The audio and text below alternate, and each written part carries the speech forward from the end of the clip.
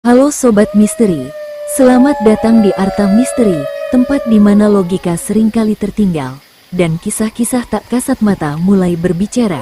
Di sini, kita akan menyelami cerita-cerita nyata penuh teka-teki, kejadian janggal yang tak bisa dijelaskan, hingga penampakan yang terekam tanpa sengaja. Apakah semua itu kebetulan, atau pertanda dari sesuatu yang tak terlihat? Bersiaplah, karena perjalanan kita malam ini akan menembus batas antara dunia nyata dan dunia gaib. Edwin Jenner.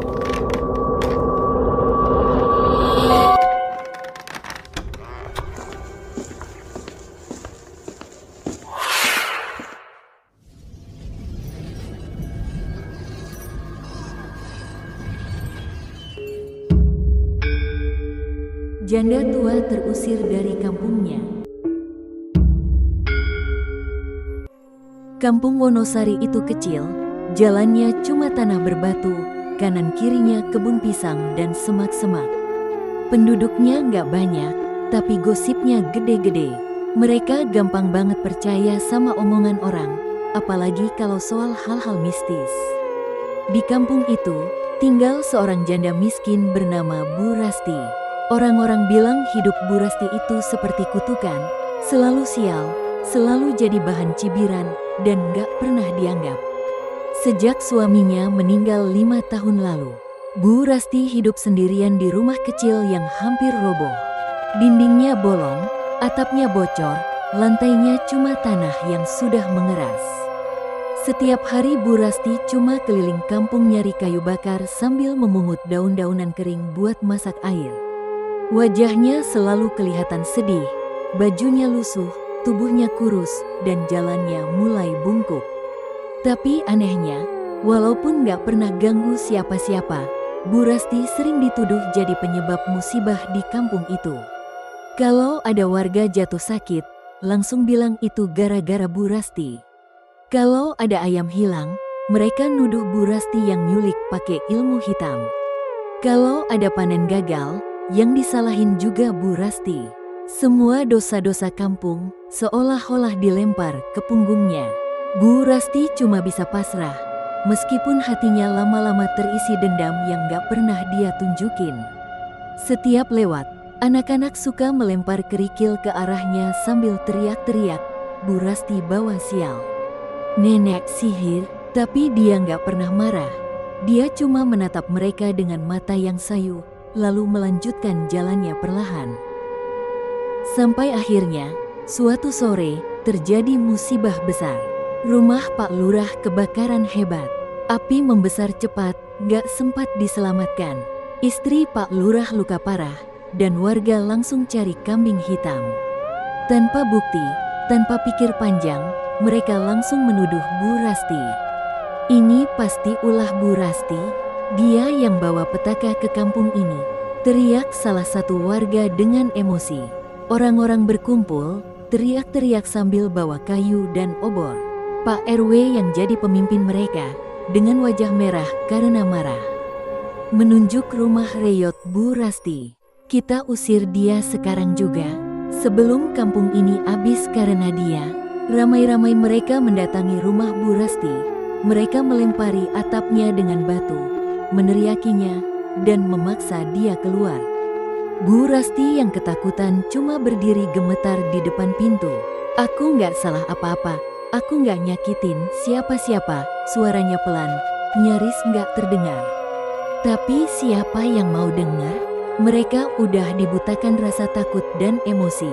Keluar dari kampung ini, sekarang juga, pergi kau. Pak RW melempar batu besar ke tembok rumahnya sampai retak. Bu Rasti cuma bisa menatap mereka satu persatu. Air matanya jatuh pelan, tapi ada sorot aneh di matanya. Bukan takut, bukan marah, tapi seperti menyimpan sesuatu yang dalam. Perlahan dia melangkah pergi di bawah hujan yang tiba-tiba turun deras. Tanpa membawa apa-apa selain baju di badannya yang sudah basah kuyup. Sebelum dia benar-benar meninggalkan kampung, dia berhenti sebentar dan membalikkan badan. Dengan suara pelan tapi terdengar jelas di telinga semua orang yang hadir saat itu. Dia berkata, kalian akan menyesal. Aku akan kembali. Aku akan menjemput kalian satu persatu." Setelah itu, Bu Rasti menghilang di balik kabut hujan. Warga kampung lega, mereka pikir semuanya sudah selesai. Tapi mereka nggak tahu, itu adalah awal dari sesuatu yang jauh lebih mengerikan. Beberapa minggu setelah Bu Rasti diusir, suasana kampung Wonosari kelihatan tenang. Orang-orang sudah nggak lagi ribut, mereka mulai menjalani hari seperti biasa. Anak-anak main layangan lagi di lapangan, ibu-ibu gosip lagi di depan rumah sambil nyabitin kulit pisang, bapak-bapak juga sudah kembali kerja di sawah. Semua seolah-olah lupa kalau mereka baru saja mengusir seorang perempuan tua yang nggak punya siapa-siapa. Tapi sebenarnya, ada rasa ganjil yang mulai muncul. Awalnya kecil, seperti angin yang dinginnya nggak wajar di malam hari. Lalu suara-suara aneh mulai sering terdengar. Suara langkah kaki kecil berjalan pelan di belakang rumah, suara tawa lirih perempuan di dekat sumur, dan suara bisikan di telinga orang-orang yang tidur. Pak RW adalah orang pertama yang mulai ngerasa ada yang nggak beres. Malam itu, dia baru pulang dari pos ronda. Langit gelap, cuma ada rembulan setengah yang ngintip dari balik awan. Dia berjalan pelan sambil nyorot senter kecil. Pas dia lewat kebun pisang dekat rumahnya, dia dengar suara daun kering diinjak. Langkah kaki kecil, pelan tapi jelas. Pak RW berhenti, nyorot senter ke arah semak-semak, tapi nggak ada siapa-siapa. Dia melanjutkan jalan, tapi suara itu muncul lagi, makin dekat. Ketika dia menengok ke belakang, tiba-tiba senter di tangannya mati. Gelap, hening, angin malam terasa makin dingin menusuk kulit. Dalam gelap itu, dia dengar suara perempuan berbisik tepat di telinganya. "Aku sudah kembali." Pak RW kaget, langsung lari terbirit-birit ke rumah. Nafasnya ngos-ngosan, tapi dia pura-pura tenang waktu masuk rumah supaya nggak kelihatan takut di depan istrinya. Malam itu dia nggak bisa tidur. Wajah Bu Rasti muncul terus di kepalanya. Tatapan matanya yang waktu itu, tatapan penuh dendam yang dingin. Sejak kejadian itu, Pak RW jadi sering melamun. Setiap malam dia dengar suara langkah kaki, suara ketukan di jendela, dan suara perempuan yang ketawa lirih dari arah sumur. Bukan cuma Pak RW, warga lain juga mulai ngalamin hal yang sama. Ayam-ayam mereka pada mati mendadak. Entah kenapa pagi-pagi sudah ditemukan lehernya terputus, darahnya kering, dan selalu ada bekas jejak kaki kecil berlumuran lumpur di dekat kandang. Sawah yang semula hijau juga mulai rusak, daun-daun menguning, tanaman tiba-tiba layu seperti disedot dari akarnya. Tapi anehnya, cuma sawah milik orang-orang yang waktu itu ikut ngusir Bu Rasti. Warga mulai resah. Ada bisik-bisik, ada yang berani bilang, jangan-jangan Bu Rasti benar-benar balik buat balas dendam. Beberapa orang mulai mimpi aneh. Mereka semua mimpi hal yang sama, ketemu Bu Rasti di sebuah jalan sempit yang diselimuti kabut tebal. Dalam mimpi itu, Bu Rasti selalu bilang dengan suara pelan tapi tegas, "Aku akan menjemput kalian satu persatu." Ada warga yang takut dan coba datengin dukun kampung. Mereka minta dijagain dari gangguan Bu Rasti. Tapi kata dukunnya, kalau arwah orang yang mati karena disakiti, dendamnya nggak bakal mudah dihapus. Apalagi kalau dia pergi tanpa keikhlasan. Pak RW yang waktu itu paling bersemangat ngusir Bu Rasti, mulai merasa terpojok. Dia nggak cerita ke siapa-siapa soal gangguan yang dia alami setiap malam. Dia takut kalau warga bakal panik. Tapi semakin dia diam, semakin keras teror itu menyerangnya. Malam itu, dia dengar suara ketukan keras di pintu rumahnya. Pas dia buka pintu, nggak ada siapa-siapa. Tapi di depan pintu ada jejak kaki kecil berlumuran lumpur mengarah ke dalam rumah. Dia menoleh ke dalam. Dan suara itu kembali terdengar, suara perempuan berbisik tepat di telinganya. "Aku sudah dekat." Pak RW mulai panik. Tapi dia belum berani cerita ke warga. Dalam pikirannya, dia mulai sadar, mungkin Bu Rasti nggak sekedar pergi. Mungkin Bu Rasti memang benar-benar sudah kembali untuk menjemput mereka semua. Kabar tentang suara aneh, ayam mati, dan mimpi buruk mulai menyebar pelan-pelan ke seluruh kampung. Orang-orang yang awalnya cuek, sekarang mulai bisik-bisik, mulai takut keluar rumah malam-malam, dan mulai sering lihat ke belakang kalau lagi jalan sendirian. Semakin hari, semakin banyak kejadian yang bikin bulu kuduk berdiri. Ada anak kecil yang bilang dia lihat perempuan tua berdiri di pinggir sumur sambil nyanyi lagu Jawa pelan-pelan. Ada juga yang bilang pernah lihat bayangan hitam masuk ke rumah Pak RW tapi nggak pernah keluar lagi. Bu Yani, tetangga paling dekat rumah Pak RW, jadi salah satu korban pertama yang benar-benar merasakan teror itu dengan jelas. Waktu itu Bu Yani bangun malam mau ke dapur karena mau bikin susu buat anaknya. Waktu dia lewat ruang tengah, dia lihat pintu rumahnya kebuka setengah. Dia mikir mungkin lupa nutup. Pas dia mau nutup pintu, dia kaget banget. Di luar, di bawah lampu jalan yang remang-remang, dia lihat ada perempuan tua berdiri sambil menatapnya tajam. Rambutnya panjang, bajunya compang camping. Dan yang paling bikin Bu Yani nggak bisa teriak adalah wajahnya rusak seperti melepuh. Perempuan itu cuma berdiri diam, tapi matanya merah menyala. Bibirnya bergerak pelan seolah ngomong sesuatu, tapi Bu Yani nggak dengar suaranya. Dia langsung jatuh pingsan di tempat. Besok paginya, warga nemuin Bu Yani pingsan di lantai dapur. Setelah sadar, Bu Yani nangis-nangis dan cerita kalau dia mimpi ketemu Bu Rasti. Di mimpinya, Bu Rasti bilang, "Giliranku sudah dekat, kamu akan jadi yang berikutnya." Warga mulai panik. Mereka kumpul di balai kampung, ngebahas kejadian aneh yang makin sering terjadi.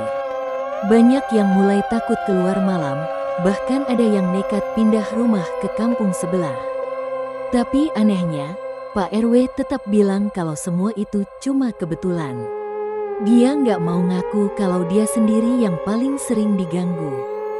Akhirnya, Pak RW nggak tahan juga. Setiap malam dia nggak pernah bisa tidur nyenyak. Dia udah nyoba tutup kuping pakai bantal, nyalain radio keras-keras, tapi suara ketukan dan bisikan itu tetap muncul. Kadang malah makin jelas, makin dekat. Badannya makin kurus, matanya cekung, dan wajahnya pucat kayak orang kurang darah. Istrinya juga mulai heran kenapa Pak RW jadi gampang marah dan sering ngomong sendiri. Tapi Pak RW nggak berani cerita, dia simpan semua ketakutannya sendiri. Sampai akhirnya, malam itu, waktu dia lagi duduk sendirian di ruang tengah, suara ketukan keras terdengar dari pintu belakang. Tapi anehnya, suara itu bukan sekali dua kali. Suara itu ketukannya cepat, seperti orang yang nggak sabar. Dek, dek, dek, dek, dek. Pak RW gemetar. Dia coba baca-baca doa yang dia hafal. Tapi ketukannya nggak berhenti. Malah makin keras. Waktu dia beranikan diri buat buka pintu, nggak ada siapa-siapa di luar.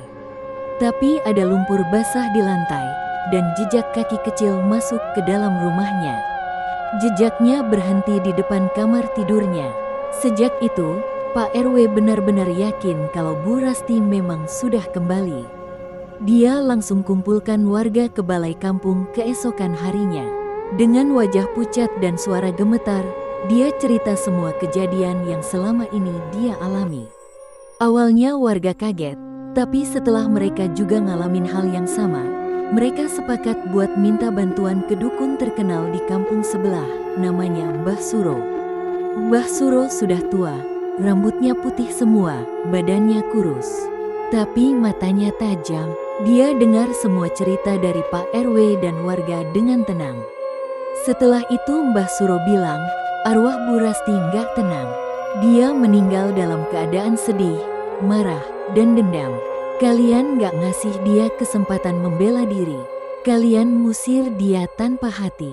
Kalian rampas hak hidupnya. Pak RW tanya, Lalu gimana caranya supaya dia berhenti ganggu kami? Mbah Suro jawab, kalian harus balikin semua yang kalian rampas. Kalian harus balikin ketenangan yang kalian ambil. Kalian harus minta maaf dengan ikhlas di makamnya. Kalau kalian bohong atau setengah hati, arwahnya nggak akan pernah pergi. Dia akan terus nyari kalian. Warga setuju. Mereka pikir ini cara satu-satunya buat nyelamatin diri. Mereka siapin sesajen sesuai petunjuk Mbah Suro. Bawa bunga, lilin, dan makanan. Mereka datang ke makam Bu Rasti rame-rame malam itu juga, dipandu langsung sama Mbah Suro. Tapi waktu mereka sampai di pemakaman, mereka semua kaget. Makam Bu Rasti sudah terbongkar. Tanahnya berantakan, kayu nisan patah, dan liang kuburnya kosong. Pak RW gemetar. Bu Rasti nggak ada, jasadnya hilang. Tiba-tiba, angin kencang berhembus dari arah belakang mereka. Semua orang berbalik, dan dari balik pepohonan, muncul sosok Bu Rasti. Rambutnya panjang tergerai, bajunya lusuh dan robek. Wajahnya rusak seperti hangus terbakar. Matanya merah menyala, dan mulutnya melengkung membentuk senyuman tipis yang bikin siapapun merinding. Kalian kira semudah itu minta maaf? Kalian kira aku bisa lupa begitu saja? Kalian sudah mengusirku tanpa ampun. Sekarang aku yang akan mengusir kalian dari hidup kalian sendiri. Warga lari tunggang langgang. Mereka nggak sempat meletakkan sesaji. Pak RW jatuh tersungkur, tapi dia bangun lagi dan terus berlari. Suara tawa Bu Rasti menggema di udara malam. Sejak saat itu, mereka semua sadar, minta maaf mungkin sudah terlambat. Arwah Bu Rasti sudah terlalu kuat, dendamnya sudah terlalu dalam, dan yang paling mengerikan, dia sudah memulai permainannya. Sejak malam di pemakaman itu, suasana kampung Wonosari berubah drastis. Kampung yang biasanya ramai, jadi sunyi seperti kampung mati. Orang-orang gak berani keluar rumah kalau udah lewat maghrib. Anak-anak gak lagi main di lapangan. Ibu-ibu juga udah jarang duduk di depan rumah sambil ngobrol. Semua orang hidup dalam ketakutan. Mereka tahu, Bu Rasti udah benar-benar kembali. Dan yang paling bikin mereka ketakutan, dia bilang dia bakal mengusir mereka satu persatu, bukan dari kampung, tapi dari hidup. Pak RW yang dari awal paling keras ngusir Bu Rasti, sekarang jadi orang yang paling parah kena teror. Hampir setiap malam dia mimpi buruk. Dalam mimpinya, dia selalu ada di tengah kebun pisang, sendirian, gelap, dan di kejauhan Bu Rasti selalu muncul sambil nyanyi lagu Jawa yang pelan. Suaranya serak, matanya merah, dan dia jalan pelan mendekat sambil terus nyanyi. Setiap Pak RW mau lari, kakinya nggak bisa gerak. Setiap dia mau teriak, mulutnya terkunci.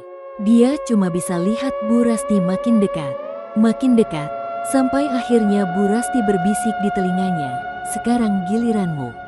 Pak RW sering bangun dengan badan basah keringat, jantungnya berdebar kencang. Tapi anehnya setiap dia bangun, dia selalu menemukan tanah basah dan bekas jejak kaki kecil di lantai kamarnya. Padahal pintu rumahnya terkunci rapat. Dia mulai kehilangan akal. Istrinya juga takut karena sering dengar suaminya ngomong sendiri tengah malam sambil ketawa kecil. Kadang, istrinya bangun dan lihat Pak RW duduk di pojokan sambil terus bisik-bisik. Seolah lagi ngobrol sama seseorang yang gak kelihatan. Nggak cuma Pak RW, warga lain yang ikut ngusir Bu Rasti juga mulai ngalamin hal yang sama. Ada yang tiba-tiba jatuh dari pohon tanpa sebab, ada yang sakit keras tapi nggak bisa disembuhkan. Bahkan ada yang ditemuin meninggal dengan wajah ketakutan seperti abis lihat sesuatu yang mengerikan. Setiap kali ada yang meninggal, selalu ada tulisan di tembok rumah mereka, ditulis pakai lumpur yang sudah mengering. Tulisan itu selalu sama, "Satu sudah aku jemput." Orang-orang makin panik, tapi mereka juga makin takut untuk tinggal di kampung itu. Beberapa orang mulai pindah ke kampung sebelah, tapi teror itu tetap mengikuti. Ternyata arwah Bu Rasti nggak hanya menghantui tempatnya, tapi juga mengikuti orang-orang yang dulu pernah menyakitinya. Pak RW akhirnya nyoba datang lagi ke rumah Mbah Suro. Mukanya makin pucat, badannya kurus kayak orang abis sakit keras. Dia memohon supaya Mbah Suro nyelamatin dia. Tapi Mbah Suro cuma geleng-geleng kepala. Kamu udah terlalu dalam. Bu Rasti nggak butuh maafmu. Dia nggak butuh permintaan tolongmu. Dia cuma pengen kamu ngerasain apa yang dia rasain. Kamu udah jadi targetnya. Mbah Suro bilang satu-satunya cara adalah menghadapi Bu Rasti langsung dan minta ampun dari hati yang paling dalam. Tapi Mbah Suro juga bilang, belum tentu Bu Rasti mau nerima maaf itu. Kadang, dendam udah terlalu dalam sampai nggak bisa dicabut lagi. Malam itu, Pak RW nyoba beraniin diri. Dia duduk sendirian di rumahnya. Semua lampu dimatiin. Dia buka pintu lebar-lebar. Dan dia manggil pelan, Bu Rasti, kalau kau mau aku. Datanglah sekarang, aku siap. Beberapa menit berlalu, angin malam berhembus pelan. Suara langkah kaki kecil mulai terdengar dari luar. Pelan, makin dekat, makin dekat. Suara tawa lirih mengisi rumahnya. Dan malam itu, Pak RW nggak pernah terlihat lagi. Besok paginya, warga nemuin rumah Pak RW kosong, pintu terbuka lebar, dan di lantai ruang tamu ada bekas lumpur dengan tulisan besar, "Satu lagi sudah aku jemput." Kematian Pak RW bikin seluruh kampung Wonosari makin mencekam. Orang-orang udah nggak bisa nutupin rasa takutnya lagi. Banyak rumah yang mulai kosong karena penghuninya pindah mendadak. Sebagian warga malah pergi tanpa pamit, kabur begitu saja, ninggalin barang-barang mereka. Mereka nggak mau ambil risiko jadi korban berikutnya. Kampung Wonosari perlahan-lahan berubah jadi kampung hantu, sepi, gelap, dan angker. Setiap malam, suara tawa lirih Bu Rasti masih sering terdengar nyaring di sudut-sudut jalan. Kadang dari arah sumur tua, kadang dari balik pohon pisang di pinggir kebun, kadang dari belakang rumah-rumah yang sudah ditinggal penghuninya. Warga yang masih bertahan hidup dalam ketakutan. Mereka tahu, giliran mereka pasti akan datang. Apalagi orang-orang yang dulu paling keras ikut ngusir Bu Rasti. Mereka semua hidup dengan mimpi buruk yang sama. Bertemu Bu Rasti dalam tidur, dipaksa berjalan di jalan sempit penuh kabut, dan di ujung jalan selalu ada Bu Rasti yang menunggu sambil tersenyum menakutkan. Dalam mimpi itu, Bu Rasti selalu bilang, "Kamu berikutnya." Bu Yani, yang dulu sempat pingsan karena lihat Bu Rasti di depan rumah, sekarang juga mulai kelihatan aneh. Dia sering bicara sendiri, sering berdiri lama di depan sumur, seperti lagi ngobrol sama seseorang yang gak kelihatan. Tetangganya cerita kalau Bu Yani pernah dilihat keluar rumah jam 2 pagi, jalan sendirian sambil senyum-senyum, dan matanya kosong kayak orang gak sadar. Suaminya panik, coba bangunin Bu Yani waktu dia lagi berdiri di depan pintu rumah. Tapi Bu Yani malah menatap suaminya dengan tatapan dingin, dan dengan suara yang pelan, dia bilang, "Aku dipanggil Bu Rasti, giliranku sudah dekat." Besoknya, Bu Yani ditemukan meninggal di belakang rumah, dekat sumur tua. Posisi tubuhnya aneh, seperti orang yang jatuh sambil memeluk lutut, dan wajahnya membiru seperti orang abis dicekik. Di tembok sumur, ada tulisan dari lumpur, lagi-lagi tulisan yang sama, "Satu lagi sudah aku jemput." Berita itu bikin warga yang tersisa makin kalang kabut. Mereka tahu, Bu Rasti bener-bener nggak akan berhenti sampai semua orang yang pernah musir dia ikut dibawa. Beberapa warga yang tersisa nekat datengin lagi Mbah Suro, minta cara supaya bisa selamat. Tapi Mbah Suro cuma bilang pelan, "Kalau Bu Rasti sudah memilihmu, kau nggak bisa lari. Pindah kampung, pindah kota, nggak ada gunanya. Dia nggak nyari tempatmu, dia nyari jiwamu." Malam-malam di kampung Wonosari makin sunyi. Rumah-rumah yang tadinya penuh kehidupan sekarang gelap dan kosong. Orang-orang tidur dalam ketakutan, tapi seringkali mereka terbangun karena suara langkah kaki kecil di dalam rumah mereka sendiri. Jejak lumpur itu selalu muncul. Terkadang, suara ketukan di jendela terdengar berkali-kali, tapi pas dibuka, nggak ada siapa-siapa. Beberapa warga yang nekat buka pintu sering lihat bayangan perempuan tua berdiri jauh di ujung jalan, hanya menatap, tidak bergerak, dan menghilang begitu saja kalau didekati. Satu persatu warga yang pernah ngusir Bu Rasti akhirnya mulai jatuh sakit. Mulai meninggal dalam keadaan aneh, dan selalu meninggalkan tanda yang sama. Tulisan satu lagi sudah aku jemput. Sampai akhirnya kampung Wonosari tinggal beberapa orang saja yang bertahan. Tapi semua tahu, nggak ada yang benar-benar aman. Karena Bu Rasti nggak pernah lupa, dan dia nggak pernah berhenti. Dendamnya sudah jadi bagian dari kampung itu. Arwahnya masih berkeliaran, dan jejak kakinya selalu muncul tepat di depan pintu rumah orang-orang yang dulu menolaknya. Tahun-tahun berlalu, tapi kampung Wonosari nggak pernah benar-benar pulih. Rumah-rumah banyak yang kosong, ditinggal penghuninya tanpa kabar. Beberapa rumah dibiarkan terbuka, kayunya lapuk, jendela kacanya pecah, dan rumput liar tumbuh tinggi di halaman. Jalanan yang dulu sering dilewati anak-anak main layangan sekarang sunyi, cuma sesekali terdengar suara angin dan daun kering yang bergesekan. Orang-orang yang tersisa di kampung itu sudah nggak berani lagi cerita apa-apa. Mereka hidup dalam diam, menunggu waktu mereka sendiri. Setiap malam, suara langkah kaki kecil yang berjejak lumpur masih sering terdengar berjalan pelan di teras rumah. Kadang suara itu berhenti tepat di depan pintu, ketukan pelan terdengar, dan kadang ada bisikan lembut yang memanggil nama mereka dari jendela. Beberapa orang yang pernah pindah dari kampung itu juga dikabarkan tetap kena teror. Mereka bilang, meskipun sudah jauh, meskipun sudah di kota lain, suara Bu Rasti tetap bisa datang.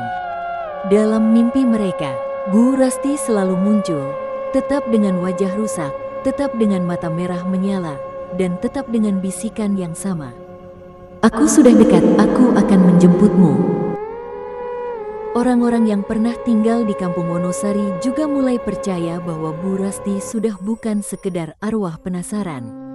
Dia sudah jadi bagian dari kampung itu, bagian dari tanah yang diinjak, bagian dari udara yang dihirup, bagian dari setiap sudut yang gelap. Dendamnya begitu kuat, sampai arwahnya nggak bisa disucikan, nggak bisa diusir, dan nggak bisa dihapus dengan apapun. Kabar seram tentang kampung Wonosari menyebar kemana-mana. Orang-orang luar yang dengar cerita itu jadi penasaran. Ada beberapa anak muda yang iseng, coba datang ke kampung itu malam-malam buat uji nyali.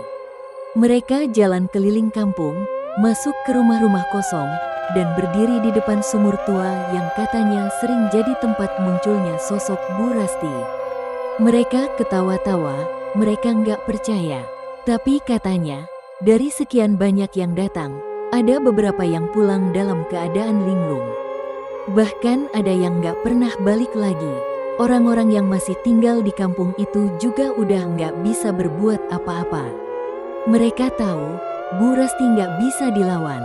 Setiap malam Jumat Kliwon, mereka sering dengar suara tawa lirih yang mengelilingi rumah mereka. Kadang suara tangisan perempuan terdengar pelan dari dalam sumur tua. Kadang bayangan perempuan tua terlihat duduk di pojokan rumah kosong, rambutnya panjang menutupi wajahnya, tubuhnya bungkuk, dan pakaiannya masih lusuh seperti dulu waktu dia diusir. Konon, arwah Bu Rasti masih menunggu, masih mencari. Dendamnya belum selesai. Masih ada beberapa orang yang belum dijemput. Mereka yang dulu ikut teriak, ikut melempar batu, ikut mengusir Bu Rasti dari kampungnya, satu persatu akan tetap dicari, entah dimanapun mereka sembunyi. Dan sampai sekarang, kampung Wonosari dikenal sebagai kampung terkutuk. Kampung yang kalau malam, selalu ada suara langkah kaki kecil yang berjejak lumpur, mengetuk pintu rumah dengan pelan, seolah-olah sedang mencari pintu yang siap dibuka. Kalau suatu hari kamu melewati kampung sepi yang terlihat terbengkalai, dan kamu dengar suara ketukan kecil di pintu, jangan pernah buka. Karena bisa jadi, itu bukan orang. Bisa jadi, Itu Bu Rasti yang sedang menunggu gilirannya untuk menjemput kamu.